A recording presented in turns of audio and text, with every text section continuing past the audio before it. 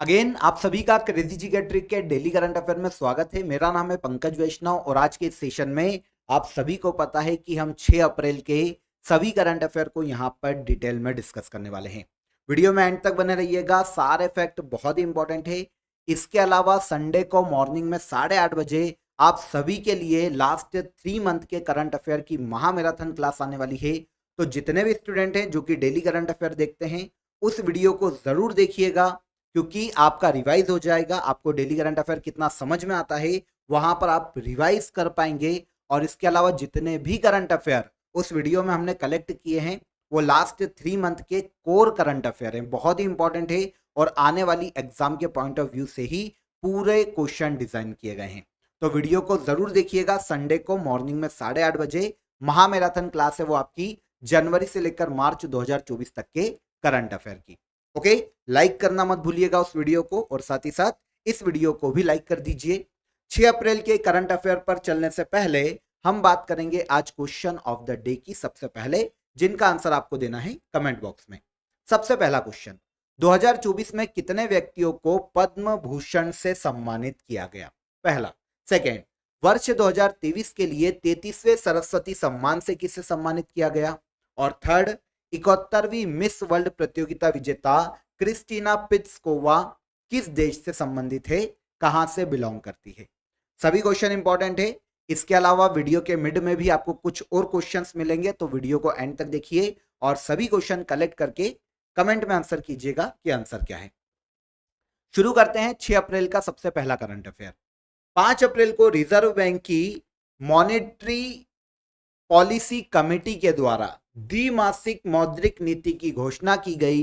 Reserve bank की जो monetary policy committee है उसके मेंबर कितने होते हैं?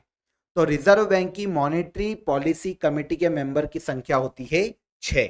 भारत में मॉनेटरी पॉलिसी का निर्माण करना, मौद्रिक नीति का निर्माण करना मॉनेटरी पॉलिसी कमेटी का मुख्य कार्य है। ओके, हाल ही में इसने देखिए द्विमासिक मौद्रिक नीति की घोषणा की है, आरबीआई ने घोषणा की है। इस पॉलिसी में कुछ की पॉइंट्स इन्होंने बताए हैं, जैसे कि देखिए जो मौद्रिक नीति लाई गई है, द्विमासिक मौद्रिक नीति लाई गई है, इसमें लगातार 7वीं बार रेपो रेट में कोई भी चेंज नहीं किया गया। रेपो रेट जो पहले थी पिछले 7 बार से वही की वही रेपो रेट रखी गई है, जो कि 6.5% है। अब आपके दिमाग में आना चाहिए कि रेपो रेट क्या है। तो देखिए रेपो रेट भारत में इन्फ्लेशन को कंट्रोल करने के लिए आरबीआई के द्वारा यूज की जाती है। वो रेट जिस रेट पर आरबीआई कमर्शियल बैंकों को ऋण प्रदान करता है, पैसा प्रदान करता है, वो रेट होता है रेपो रेट। पिछले 7 बार से रेपो रेट में कोई चेंज नहीं हुआ, ये 6.5% ही बनी हुई है। इसके अलावा रिजर्व बैंक के गवर्नर के अनुसार 29 मार्च 2024 तक भारत का जो विदेशी मुद्रा भंडार है वो 645 अरब 60 करोड़ डॉलर का है। कब तक? 29 मार्च 2024 तक हो गया है हमारा विदेशी मुद्रा भंडार 645 अरब 60 करोड़ डॉलर। ओके, इसके अलावा आरबीआई के अनुसार फाइनेंशियल ईयर 2024 में भारत की जीडीपी ग्रोथ 7% तक रहने का अनुमान है। और इसके अलावा कंज्यूमर प्राइस इंडेक्स इन्फ्लेशन की बात करें तो ये 4.5% तक रहने का अनुमान है। तो ये आरबीआई की मॉनेटरी पॉलिसी है जो कि हाल ही में लाई गई। यहां पर हमारा क्वेश्चन मॉनेटरी पॉलिसी कमेटी से था कि इसके मेंबर कितने हैं। तो कमेटी क्या काम करती है ये आपको पता चल गया, भारत सरकार के द्वारा गठित की जाती है। इसकी सबसे पहली बार शुरुआत की गई थी 2016 में और इसमें मेंबर्स होते हैं 6। कौन कौन? तो सबसे पहले अध्यक्ष होते हैं, पदेन अध्यक्ष होते हैं इस कमेटी के आरबीआई के गवर्नर, वर्तमान में कौन होंगे? शक्तिकांत दास। इसके अलावा मौद्रिक नीति के प्रभारी होते हैं डिप्टी गवर्नर एक, और केंद्रीय बोर्ड द्वारा एक नामित बैंक का अधिकारी होता है, यह मिलाकर हो गए 3। और केंद्र सरकार द्वारा 3 व्यक्तियों को इस मॉनेटरी पॉलिसी कमेटी में नियुक्त किया जाता है। तो टोटल संख्या हो जाती है मॉनेटरी पॉलिसी कमेटी की 6। ओके, इजी क्वेश्चन था, कंफ्यूज मत होइएगा। सारे की पॉइंट्स जो कि रिपोर्ट के हैं वो तो इंपॉर्टेंट नहीं है, लेकिन जो इंपॉर्टेंट थे जैसे रेपो रेट वो मैं आपको बता चुका हूं। आगे बढ़ने से पहले आप सभी के लिए करंट अफेयर की जो हमारी शंखनाद ई बुक है फ्रेंड्स, वो अप्रैल तक अपडेटेड अब अवेलेबल हो चुकी है। इसके अलावा करंट अफेयर का ईयरली टेस्ट भी आपको रूट एप्लीकेशन पर अवेलेबल है। आप अगर बुक परचेस करते हैं तो वो आपको टेस्ट बिल्कुल फ्री ऑफ कॉस्ट है। रूट एप्लीकेशन को डाउनलोड कर लीजिए प्ले स्टोर से और वहां पर जाकर आप इजीली इस करंट अफेयर की ई बुक को बहुत ही नॉमिनल चार्जेस में परचेस कर सकते हैं। कोई भी प्रॉब्लम है, कोई भी डाउट आता है तो नीचे आपको डिस्क्रिप्शन में हेल्पलाइन नंबर दिया है, उस पर आप कॉल कर लीजिए, आपकी जो भी क्वेरी है वो सॉर्ट आउट हो जाएगी। चलिए सेकेंड क्वेश्चन आते हैं। World economic forum young global leaders class of 2024 में कुल कितने भारतीय शामिल हैं? तो देखिए ये एक अवार्ड है, समझिए, young global leaders class of 2024 के लिए ये अवार्ड दिया गया है वर्ल्ड इकोनॉमिक फोरम के द्वारा। 90 व्यक्तियों को शामिल किया गया है वर्ल्ड में इस अवार्ड में, जिसमें से भारत के 5 व्यक्ति शामिल हैं, 5 लीडर्स अलग अलग सेक्टर के शामिल हैं। पहले यहां पर यह समझिए कि वर्ल्ड इकोनॉमिक फोरम क्या है। ये एक इंटरनेशनल ऑर्गेनाइजेशन है जो कि पूरे वर्ल्ड में बोल सकते हैं आर्थिक वृद्धि को बढ़ावा देने के लिए जो गवर्नमेंट है और जो बिजनेस लीडर है उनको एक मंच प्रदान करने का काम करता है, वर्ल्ड इकोनॉमिक फोरम। ओके, इसके द्वारा young global leaders class award दिए जाते हैं। 2024 के लिए ये 90 व्यक्तियों को दिए गए, जिसमें भारत के 5 व्यक्ति शामिल है। ओके, 90 चेंज मेकर्स शामिल किए गए हैं। 90 चेंज मेकर्स को यह अवार्ड दिया गया। किन व्यक्तियों को दिया जाता है? तो देखिए 30 से 40 वर्ष के ऐसे व्यक्ति किसी भी देश के जो कि public health, economic growth, technology या सस्टेनेबिलिटी के क्षेत्र में कोई भी क्रिएटिव बदलाव लाए हों, कोई भी सकारात्मक बदलाव लाए हों पूरे वर्ल्ड में, तो ऐसे व्यक्ति को यह अवार्ड दिया जा सकता है। कंफर्म, वर्ल्ड इकोनॉमिक फोरम के द्वारा दिया जाता है। भारत के 5 व्यक्ति कौन है? यहां पर वैसे तो नहीं पूछा जाएगा लेकिन फिर भी हम देख लेते हैं एक बार। भूमि पेडनेकर, आप सभी जानते हैं ये कौन है, बॉलीवुड एक्ट्रेस। अद्वैत नायर, ये सीईओ हैं नायका फैशन के। Arjun Bharti, director at Jubilant food. Priya Agarwal, इनकी बात करें तो नॉन एग्जीक्यूटिव डायरेक्टर है वेदांता लिमिटेड की। और शरद विवेक सागर, इनकी बात करें तो ये चीफ एग्जीक्यूटिव ऑफिसर है डेक्सट्रिटी ग्लोबल के। ओके, तो इन 5 व्यक्तियों को वर्ल्ड इकोनॉमिक फोरम के द्वारा हाल ही में इस अवार्ड से सम्मानित किया गया, young global leader class award 2024। Total 90 व्यक्तियों को दिया गया, जिसमें भारत के 5 व्यक्ति शामिल है। आगे बढ़ेंगे, ठीक है। वर्ल्ड इकोनॉमिक फोरम की स्थापना 1971 में की गई थी और हेडक्वार्टर स्विट्जरलैंड के जेनेवा में स्थित है। आगे आइए, हर साल राष्ट्रीय समुद्री दिवस भारत में कब मनाया जाता है या फिर कब सेलिब्रेट किया जाता है? तो राष्ट्रीय समुद्री दिवस हर साल मनाया जाता है, ऑब्जर्व किया जाता है 5 अप्रैल। ऑब्जर्व बोलेंगे सही रहेगा, 5 अप्रैल को मनाया जाता है इंडिया में। उद्देश्य क्या है?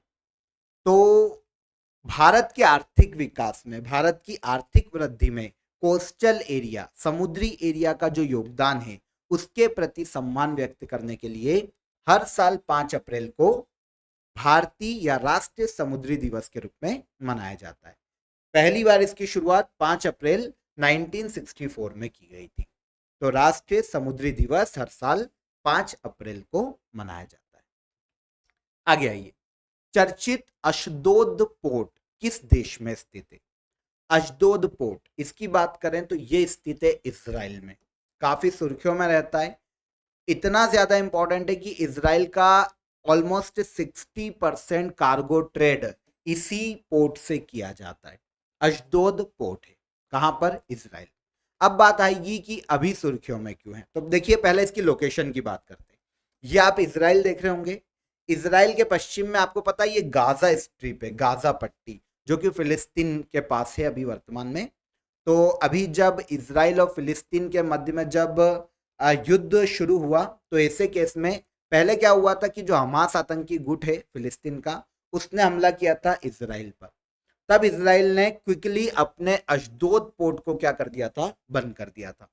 और जब युद्ध अभी चल रहा है और गाजा की हालत खराब है, तो ऐसे केस में जो इजराइल की सिक्योरिटी कैबिनेट है उसने गाजा तक सहायता पहुंचाने के लिए अपने अशदोद पोर्ट को वापस शुरू किया, वापस शुरू करने को मंजूरी दी है। 7 अक्टूबर 2023 को जब हमास ने हमला किया था लास्ट ईयर, तब अशदोद पोर्ट को बंद कर दिया था इसराइल ने, अब इसे वापस शुरू किया गया। कंफर्म। 1965 में सबसे पहली बार इस पोर्ट की शुरुआत की गई थी। ये इजराइल के तेल अवीव, जो कि इजराइल का एक बहुत ही फेमस शहर है, इससे मात्र 40 किलोमीटर दूर है। नाहल लखीश नदी के मुहाने पर यह बंदरगाह स्थित है। यह नदी है इजराइल की नाहल लखीश नदी, और जो पोर्ट आता है वो भूमध्य सागर में स्थित है, मेडिटेरियन सी में स्थित है। ओके, इजराइल का सबसे बड़ा बंदरगाह बता ही चुका हूं। इसके अलावा इजराइल की कैजुअली बात करें तो इजराइल की कैपिटल है जेरूसलम। अरब का देश है, बेंजामिन नेतन्याहू यहाँ के वर्तमान में प्रधानमंत्री के पद पर है। जब इजराइल और हमास के बीच, इजराइल और फिलिस्तीन के बीच में जब अभी वॉर की सिचुएशन आई थी, तो इजराइल और फिलिस्तीन से भारतीयों को निकालने के लिए इंडियन गवर्नमेंट ने ऑपरेशन अजय चलाया था। ओके, ये भी याद रखिएगा, पूछा जाता है एग्जाम में, काफी ऑपरेशंस पूछे गए हैं, तो ये भी पूछा जाएगा। हमारा क्वेश्चन एक पोर्ट से था जिसका नाम है अशदोद पोर्ट, किस देश में स्थित है? इजराइल। आगे आ जाएं। हाल ही में चर्चा में आए खिलाड़ी अर्जुन एरिगेसी किस खेल से संबंधित है? तो अर्जुन एरिगेसी चेस से संबंधित खिलाड़ी है। भारत के तेलंगाना राज्य से बिलोंग करते हैं और 54th ग्रैंड मास्टर बने थे भारत के 2018 में। कौन? अर्जुन एरिगेसी, तेलंगाना से। अब बात आएगी कि अभी सुर्खियों में क्यों है। तो देखिए, इंटरनेशनल चेस फेडरेशन ने अप्रैल मंथ के लिए चेस रैंकिंग लिस्ट को हाल ही में जारी किया, जिसमें भारत के विश्वनाथन आनंद को पीछे छोड़ते हुए अर्जुन एरिगेसी देश के नंबर 1 शतरंज खिलाड़ी बन गए। ओके, पूरे भारत के नंबर 1 शतरंज खिलाड़ी हैं अभी अर्जुन एरिगेसी, और वर्ल्ड चेस रैंकिंग लिस्ट में ये 9वें स्थान पर है। भारत में विमेन की बात करें, विमेन चेस प्लेयर की बात करें, तो इसमें पहले नंबर पर है कोनेरू हम्पी, जो कि वर्ल्ड चेस रैंकिंग लिस्ट में महिलाओं में 5वें स्थान पर है। Okay, world chess ranking list में पहले स्थान पर मैक्सन कार्लसन नॉर्वे के हैं, और महिलाओं में हाउ यिफान, जो कि चीन की महिला चेस प्लेयर है, ये है। हमारा क्वेश्चन अर्जुन एरिगेसी से था, तो चेस के खिलाड़ी है, और क्यों सुर्खियों में है ये भी हमने डिस्कस कर लिया। भारत के नंबर 1 चेस खिलाड़ी बने हैं विश्वनाथन आनंद को पीछे छोड़ते हुए। इंटरनेशनल चेस फेडरेशन अंतरराष्ट्रीय लेवल पर चेस खेलों का आयोजन करवाने वाली सबसे बड़ी संस्था है। 20 जुलाई 1924 को स्थापना हुई थी। स्विट्जरलैंड के लुसाने में हेडक्वार्टर है। आर्कडी ड्रोकोविच इसके प्रेसिडेंट के पद पर हैं, और विश्वनाथन आनंद जो कि भारत के हैं डिप्टी प्रेसिडेंट के पद पर हैं। भारतीय निर्वाचन आयोग ने लोकसभा चुनाव 2024 के लिए किसे यूथ आइकॉन घोषित किया?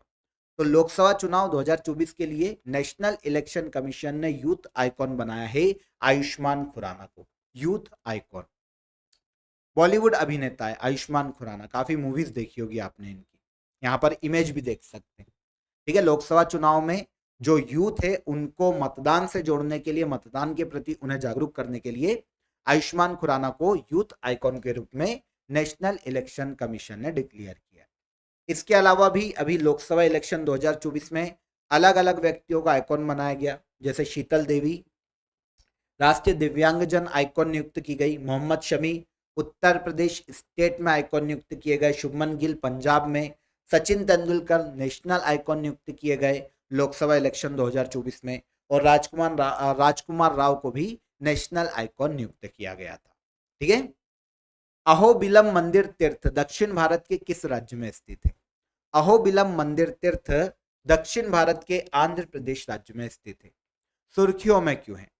तो इस तीर्थ जो कि आंध्र प्रदेश के नल्लामाला वन क्षेत्र के अंतर्गत स्थित है, यहां पर राज्य सरकार ने तीर्थ यात्रियों के जाने पर हाल ही में प्रतिबंध लगाया। कारण क्या है? तो क्या गर्मी का मौसम है, ये जो मंदिर है अहोबिलम मंदिर तीर्थ, ये वन क्षेत्र में स्थित है। नागार्जुन श्री सेलम जो टाइगर रिजर्व उस टेरिटरी के अंदर आता है। अब क्या होता है, गर्मी के मौसम में जो शेर होते हैं, अन्य जंगली जानवर होते हैं, वो पानी पीने के लिए इधर उधर घूमते हैं, तो उन जीवों की भी रक्षा हो, एटमॉस्फेयर की रक्षा हो, और लोगों की भी रक्षा हो, इसीलिए अभी के लिए गर्मी के मौसम में अहोबिलम मंदिर तीर्थ पर जाने पर रोक लगा दी गई है अस्थायी तौर पर। आंध्र प्रदेश गवर्नमेंट के द्वारा। यह मंदिर लक्ष्मी नरसिम्हा स्वामी का मंदिर है आंध्र प्रदेश में। जैसा कि अभी बताया, नागार्जुन सागर श्रीशैलम टाइगर रिजर्व क्षेत्र में यह मंदिर आता है, आंध्र प्रदेश राज्य में स्थित है। अभी हाल ही में इस पर रोक लगा दी है आंध्र प्रदेश की गवर्नमेंट ने कि आम नागरिक अभी दर्शन के लिए नहीं जा सकते।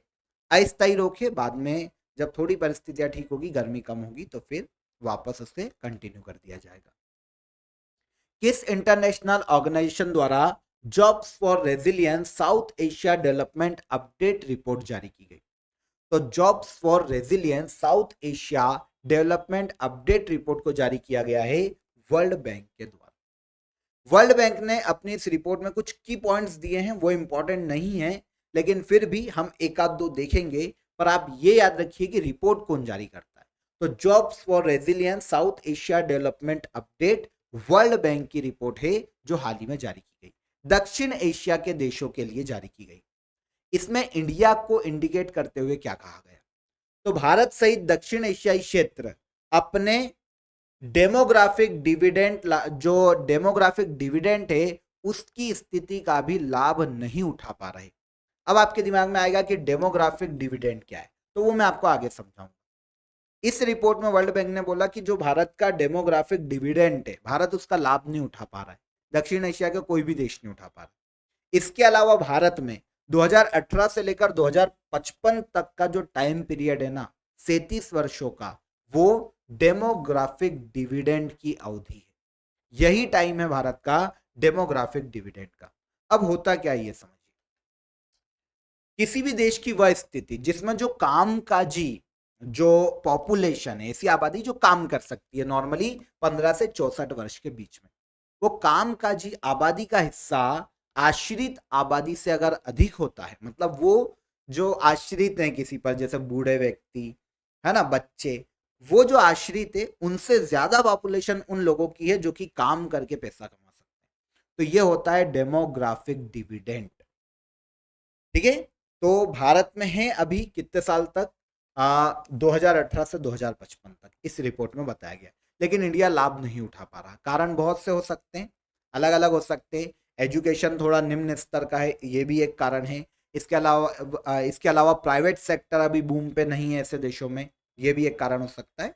तो रिपोर्ट याद रखिए, jobs for resilience south Asia development update report world bank की रिपोर्ट है जो हाल ही में वर्ल्ड बैंक के द्वारा जारी की गई। निम्न में से किसे कॉर्पोरेट सामाजिक उत्तरदायित्व योगदान, मतलब achievement award for creating social development and impact के लिए 15th CIDC विश्वकर्मा अवार्ड 2024 से सम्मानित किया गया? तो CIDC विश्वकर्मा अवार्ड 2024, इससे सम्मानित किया गया है सतलज जल विद्युत निगम लिमिटेड को, जो कि उत्तर भारत में सतलज नदी का जल विद्युत निगम लिमिटेड है। ठीक है, हाल ही में सेंट्रल गवर्नमेंट के उद्योग विकास परिषद द्वारा 15th CIDC विश्वकर्मा अवार्ड 2024 की घोषणा की गई। सतत विकास और आर्थिक वृद्धि में अपना योगदान देने के लिए सतलज जल विद्युत निगम लिमिटेड को हाल ही में 2024 के इस अवार्ड से सम्मानित किया गया। ठीक है, सिंपल सा क्वेश्चन है, अवार्ड किसको दिया गया याद रख लीजिए। लास्ट क्वेश्चन, स्वीप किससे संबंधित है? तो स्वीप क्या है यह समझना पड़ेगा।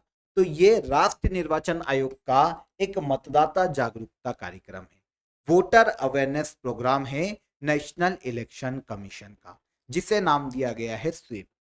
ओके, अभी सुर्खियों में क्यों? तो नेशनल इलेक्शन कमीशन के स्वीप अभियान के तहत नागपुर नगर निगम और राष्ट्र संत तुकडोजी महाराज नागपुर यूनिवर्सिटी ने नागपुर में एक प्रोग्राम का आयोजन किया है, मतदान के लिए युवा भागीदारी प्रोग्राम। ये जो प्रोग्राम आयोजित किया गया, ये स्वीप अभियान के तहत ही आयोजित किया गया, जो कि वोटरों को अवेयर करने के लिए नेशनल इलेक्शन कमीशन का एक प्रोग्राम है। कौन सा प्रोग्राम? SVEEP programme. कंफर्म? तो यहां पर 8 अप्रैल के सभी करंट अफेयर को हमने 6 अप्रैल के सभी करंट अफेयर को हमने डिटेल में समझा, एक एक फैक्ट का हमने डिस्कस किया जो कि एग्जाम में पूछा जा सकता है। अब हम बात करेंगे लास्ट डे के करंट अफेयर की। एक बार हम रिवाइज कर लेते हैं, रिवीजन कर लेते हैं कि हमने क्या पढ़ा था। देखिए, पहला क्वेश्चन क्या था, भारत के किस मंत्रालय ने माई CGHS एप्लीकेशन लॉन्च किया? तो ये लॉन्च किया है union ministry of health and family welfare ने। आंसर है आंसर सी। सेकेंड क्वेश्चन, 3 अप्रैल को डीआरडीओ ने किस राज्य में बैलिस्टिक मिसाइल अग्नि प्राइम का सफल उड़ान परीक्षण किया? तो ये ओडिशा के चांदीपुर मिसाइल रेंज से किया गया था। प्रेसिडेंट द्रौपदी मुर्मू ने आईआईटी बॉम्बे में CAR CAR T cell therapy की शुरुआत की। यह थेरेपी किस बीमारी से संबंधित है? तो यह थेरेपी कैंसर के इलाज से संबंधित है। आगे बढ़े, आगे आइए। 4 अप्रैल 2024 को नाटो का कौन सा स्थापना दिवस मनाया गया? तो 4 अप्रैल को नाटो का 75वां स्थापना दिवस मनाया गया। ओके, मैंने आपको कल एक मिड में क्वेश्चन पूछा था कि नाटो का 31वीं मेंबर कंट्री कौन सी है, तो आप सभी का सही आंसर आया है, वो है फिनलैंड। 31वीं मेंबर कंट्री है नाटो की। विश्व स्वास्थ्य संगठन ने जनरेटिव AI डिजिटल स्वास्थ्य प्रमोटर प्रोटोटाइप लॉन्च किया है। AI डिजिटल स्वास्थ्य प्रमोटर का नाम क्या है? तो इसे नाम दिया गया है सारा। हाल ही में किस राज्य में परमवीर चक्र उद्यान का इनॉग्रेशन किया गया? तो तमिलनाडु राज्य में किया गया। हाल ही में रुक्मणी देवी अरुंडेल पर एक पुस्तक का विमोचन किया गया। ये किस नृत्य से संबंधित है? तो ये भरतनाट्यम नृत्य से संबंधित है। कौन? रुक्मणी देवी अरुंडेल। चर्चित प्रत्युष टेलीस्कोप का संबंध किस देश से है? तो प्रत्युष टेलीस्कोप इंडिया के द्वारा विकसित किया जा रहा है। Forbes 38 annual world billionaire list 2024 के अनुसार दुनिया के सबसे अमीर व्यक्ति कौन? तो ये है Bernard Arnault and family. Last question क्या था? विश्व के सबसे बुजुर्ग व्यक्ति जुआन विंसेंट पेरेज मोरा का 114 वर्ष की आयु में निधन हो गया। ये किस देश से थे? तो इनका संबंध किस देश से था? वेनेजुएला। आंसर हो जाएगा आंसर सी। ओके, तो हमने रिवीजन कर लिया लास्ट डे का। आज के सभी 6 अप्रैल के करंट अफेयर को डिटेल में समझ लिया। अब क्वेश्चन ऑफ द डे जो मिड में दिया था वो मैं आपको बता चुका हूं। यहां पर कोचरब आश्रम पूछा था, गुजरात राज्य में स्थित है। ऑल इंडिया चेस फेडरेशन का हेडक्वार्टर कहां है? तो देखिए दो जगह से रेगुलेट की जा रही है, एक तो नई दिल्ली और एक चेन्नई। ठीक है ना, तो दोनों आंसर आए हैं मेरे कमेंट बॉक्स जब देखे तो दोनों आंसर थे वो बिल्कुल सही थे। दिल्ली से भी ये कंट्रोल हो रही है और चेन्नई से भी कंट्रोल हो रही है, लेकिन जो प्रायोरिटी है इसके हेडक्वार्टर की वो दिल्ली है, लेकिन फिर चेन्नई भी उसका सही आंसर है, नो डाउट। तो ऑल इंडिया चेस फेडरेशन दोनों जगह पर है, दिल्ली और चेन्नई। ठीक है, चर्चा में रहा पापी कोंडा राष्ट्रीय उद्यान किस राज्य में है? तो ये भारत के आंध्र प्रदेश राज्य में स्थित है। ओके, तो आज के सेशन में आपको सभी फैक्ट बहुत ही इंपॉर्टेंट मिले होंगे, बहुत ही आपको मजा आया होगा पूरे वीडियो में। बहुत ही इंटरेस्टिंग वीडियो था, बहुत ही अच्छे क्वेश्चन थे। अगर वीडियो पसंद आया हो तो वीडियो को लाइक शेयर कर दीजिएगा, चैनल को सब्सक्राइब कर लीजिएगा, और महा मैराथन क्लास करंट अफेयर की जो लास्ट 3 मंथ की है, जनवरी से मार्च तक, वो आपको संडे को मॉर्निंग में 8:30 बजे ऑन एयर हो जाएगी। 8:30 बजे आप उसे ज्वाइन कीजिएगा और दबा के लाइक कीजिएगा। जितने भी डेली करंट अफेयर देखते हैं आप सभी को एक साथ उस वीडियो को लाइक करना है। फिर मुलाकात करेंगे आपसे नेक्स्ट डे के करंट अफेयर में, तब तक आप अपना ख्याल रखिए। जय हिंद, जय भारत।